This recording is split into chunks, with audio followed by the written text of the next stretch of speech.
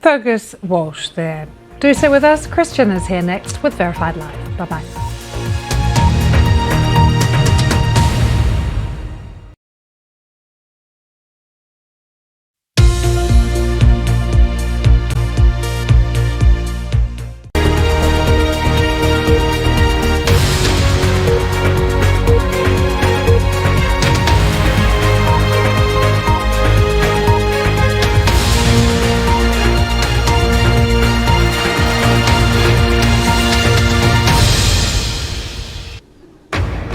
Live from London, this is BBC News. The EU has called an emergency summit on Thursday to discuss President Trump's tariff threats over Greenland. Sir Keir Starmer says a trade war is in no one's interests, but has played down the chance of the UK retaliating. Any decision about the future status of Greenland belongs to the people of Greenland and the Kingdom of Denmark alone. Prime Minister Pedro Sanchez declares 3 days of national mourning for 39 people killed in a high-speed train crash in Spain. We're going to find out the truth. We're going to find out the answer of the origin of the cause of this tragedy. And we're going to be absolutely transparent, and we're going to be crystal clear, and we're going to share it with the citizens of Spain. I'm Martine Croxall, live at the High Court in central London, where Prince Harry's long-awaited privacy case against the publishers of the Daily Mail is underway.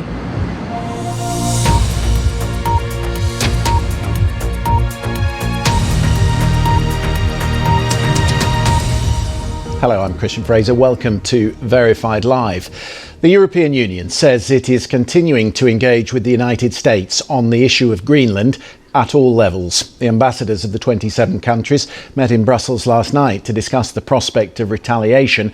The broad consensus right now is to try and de-escalate. Peter Altmaier in Berlin, thank you very much indeed for your time. Thank you. We'll take a short break. Around the world and across the UK, you're watching BBC News.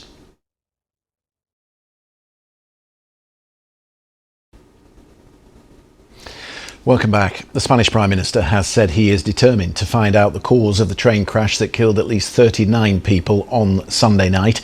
Pedro Sanchez declared 3 days of national mourning, saying all Spain shared in the pain of the victims. And the other finance minister saying they won't be bullied or blackmailed by the US administration. So an awful lot happening, and no doubt some of that being related, as we speak, to Scott Bessent, who has just arrived in Davos for the first of those meetings. After the break, we're going to answer your questions on Greenland. Plenty of questions that have come in on that. We've got an expert panel here to do that for you. We'll be right back after this break.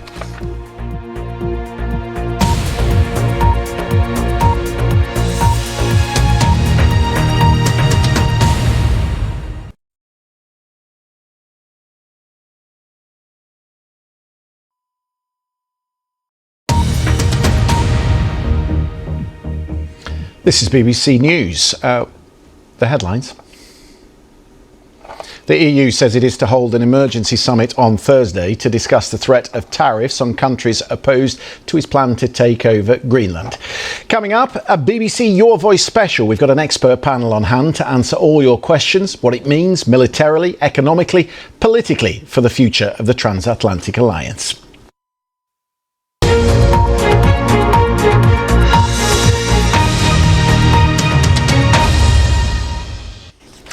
Over the next half an hour, we are going to attempt to answer all the questions you've sent us on Greenland and the row that is brewing between the Europeans and the United States.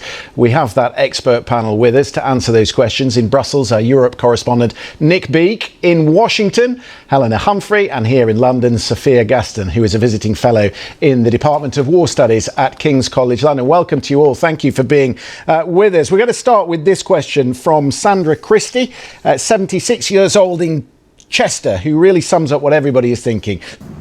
Nick Beake in Brussels, thank you very much for that. We're going to take a short break. We've got plenty more questions to get into. We'll be right back after this short break.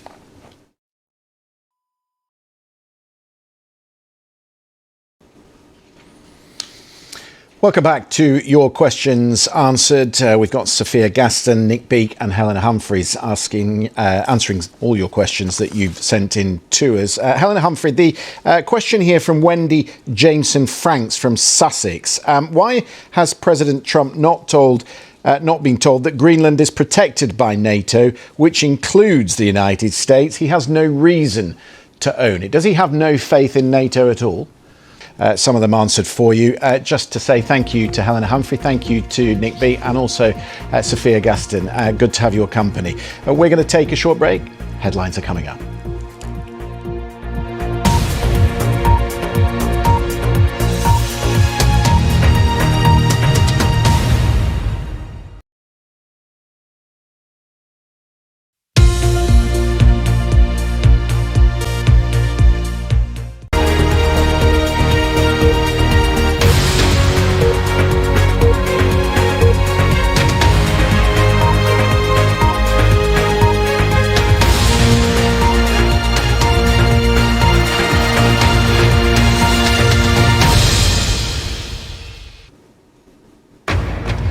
Live from London, this is BBC News. The EU has called an emergency summit on Thursday to discuss President Trump's tariff threats over Greenland. Sir Keir Starmer says a trade war is in no one's interest, but has played down the chance of the UK retaliating. Any decision about the future status of Greenland belongs to the people of Greenland and the Kingdom of Denmark alone. The Speaker of the House of Representatives, Mike Johnson, is in London and has met with the Prime Minister in Downing Street. He will make a historic address to Parliament on Tuesday.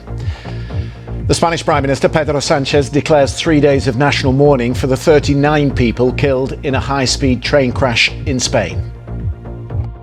We're going to find out the truth. We're going to find out the answer of the origin of the cause of this tragedy. And we're going to be absolutely transparent, and we're going to be crystal clear, and we're going to share it with the citizens of Spain. And Prince Harry returns to the High Court in London for a third major court battle against the British newspapers, this time against the Daily Mail.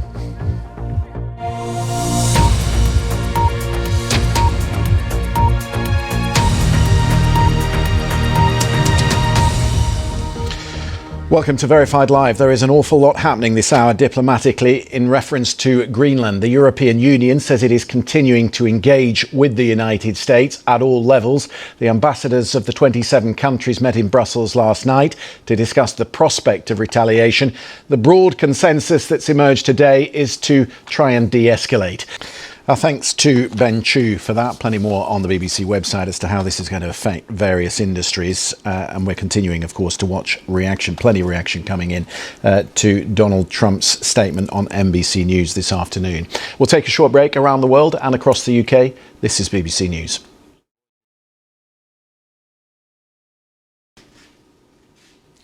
Welcome back. Now, Prince Harry's case against the publisher of the Daily Mail has been getting underway today at the High Court in London. He is one of 7 high-profile figures fighting a civil case against associated newspapers alleging unlawful activity. It's a charge the company denies.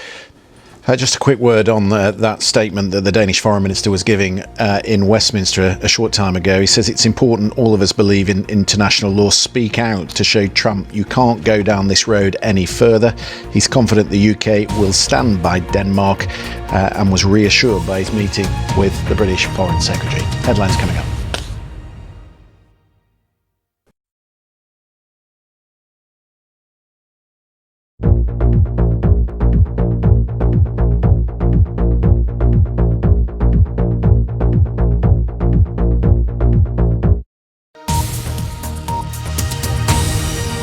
Now on BBC News, the latest business news from across the globe. Business Today.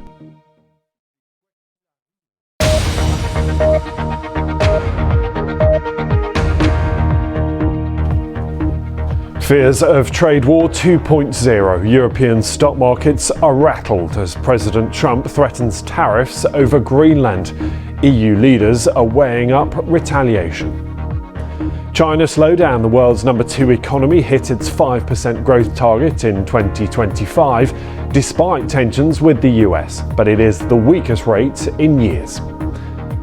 And rising up, the Money League, women's football in Europe, scores £150 million in revenue for the first time. It's up by a third on last season. Hello, welcome along. This is Business Today. I'm Ben Thompson, and we're going to start, of course, with the very latest on those threatened tariffs from President Trump once again, because stock markets around Europe have been sliding. Safe haven assets like gold and silver have hit new record highs. So in other news, Oxfam says the growing wealth of the world's richest people is deepening economic and political divides. As the global elite gather in the Swiss resort of Davos for the World Economic Forum, the charity says the fortunes of billionaires around the world jumped 16% in 2025 to more than $18 trillion. By contrast, one in 4 people around the world struggle to eat regularly, and nearly half of the population lives in poverty.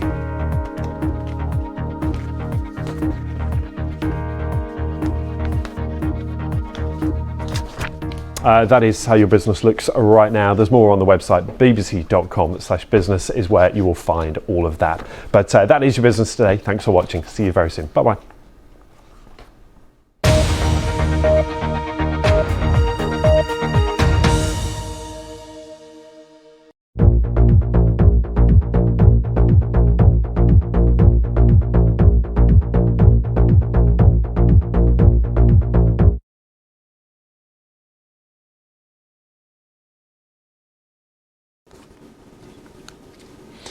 Welcome back. Tomorrow on this programme we'll be marking the first full year of Donald Trump's second term in office, a year the president has described as an unqualified success. America is back, he says, bigger, better, stronger than ever. Carl Nassman in Charlotte, North Carolina, thanks very much indeed for that. Maybe some of those thoughts on the mind of Mike Johnson, the House Speaker, who is here in London today, of course, trying to defend his majority in the House. Would a tariff war work for him if it means higher prices for people like James? These are all the political risks that are up in the air at the moment. Something to watch domestically for the Republican Party. We're going to take a short break. You're watching BBC News.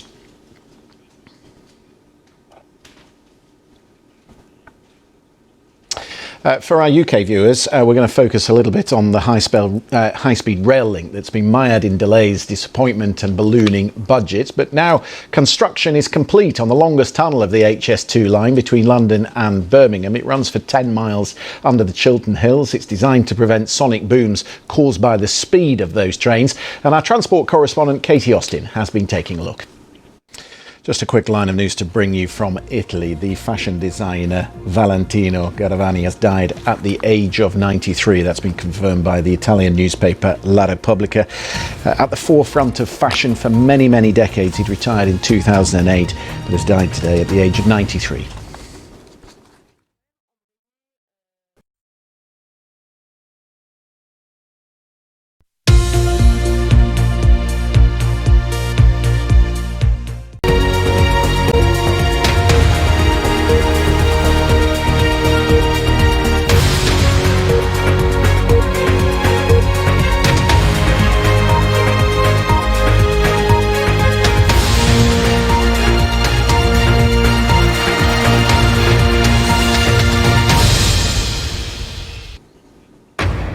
Live from London, this is BBC News.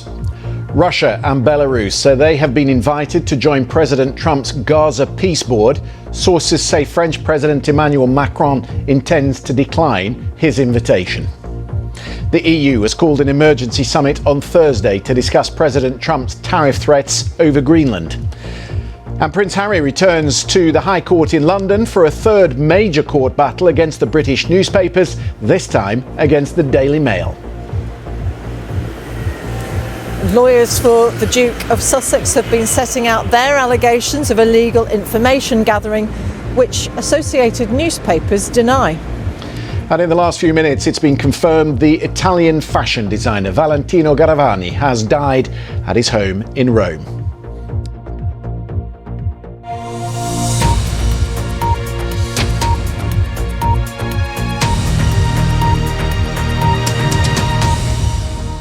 Hello, welcome to Verified Live. The Kremlin claims that President Putin has been invited to join President Trump's so-called Board of Peace for Gaza. That is the international body tasked with overseeing both the governance and reconstruction of the Strip. For that, let's take a short break. Around the world and across the UK, you're watching BBC News.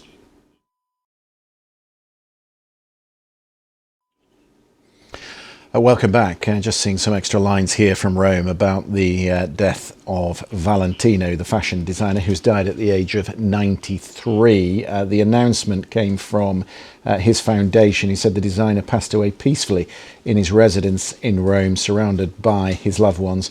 They also say that the funeral will be on Friday, January the 23rd, at the Basilica di Santa Maria in Rome, which I imagine...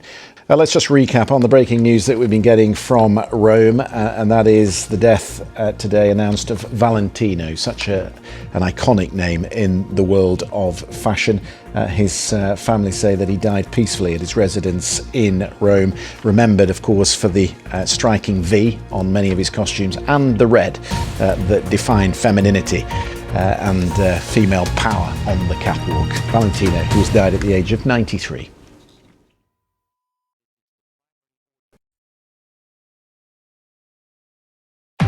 Get the BBC News app for breaking news live as it happens. Personalise the app to get your news your way. From local stories to global headlines, stay up to date with the news that matters. BBC News. Download the app.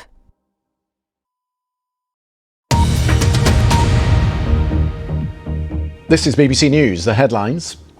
The EU says it will hold an emergency summit on Thursday to discuss the threat of tariffs on countries opposed to Donald Trump's plan to take over Greenland. 1 year ago, President Trump was inaugurated for his second term. We'll have special coverage on his first year in office. What power does music have in restoring lost memories? We'll introduce you to the family bringing disco nights back to people dealing with dementia.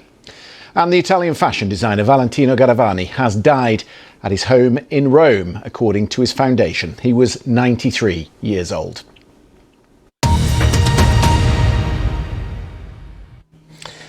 Welcome back. The European Union says it is continuing to engage with the United States on the issue of Greenland at all levels. The ambassadors of the 27 countries did meet in Brussels last night to discuss the prospect of retaliation, but it seems, after all the statements today, the broad consensus is to try and de-escalate.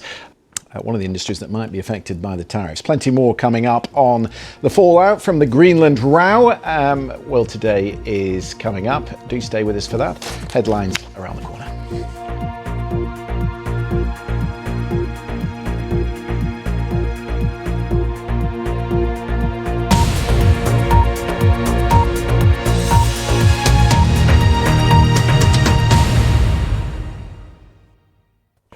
Hello there, good afternoon.